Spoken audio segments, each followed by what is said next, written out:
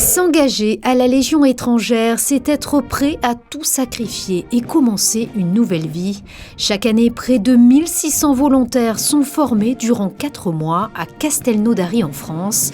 La sélection se fait naturellement. Certains n'ont finalement pas les compétences physiques ou mentales pour aller au bout de l'instruction. 20% des légionnaires confiés quittent généralement les troupes.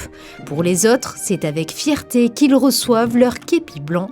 Tout un symbole. La remise képi blanc, c'est vraiment le moment fondateur pour Monsieur Légionnaire parce que c'est en revêtant pour la première fois son képi blanc qu'il devient légionnaire, donc il accède à la famille Légion. Donc déjà en soi, c'est une seconde naissance. Il naît à la Légion étrangère dans sa nouvelle famille. Et ici à la Principauté de Monaco, où naturellement, donc le cadre effectivement est déjà en lui-même prestigieux, magnifique. Le légionnaire, c'est un peu un aristocrate. Il y a une forme de noblesse chez Monsieur Légionnaire qui lui vient justement de ce sens de la parole donnée, de l'esprit de sacrifice. Et puis on est quand même sur le rocher, et la Légion n'est-elle pas un petit peu ce roc, ce rocher sur lequel la France en général, et les armées françaises en particulier, peuvent s'appuyer depuis maintenant près de 200 ans.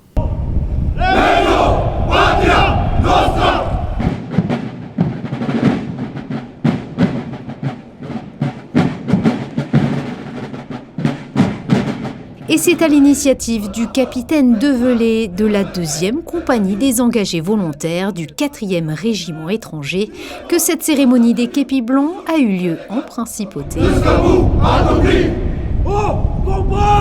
Une belle opportunité qui prend tout son sens à Monaco, car elle permet de resserrer les liens déjà existants depuis de nombreuses années. C'est une longue histoire puisqu'elle a démarré avec le prince Louis II, effectivement, qui, lorsqu'il est sorti de Saint-Cyr, et après il avait fait donc l'école des officiers, il est réputé, et donc il a été engagé au 1er régiment d'étrangers, et ensuite tout au long de sa carrière, c'était un militaire, c'est bien le prince militaire d'ailleurs.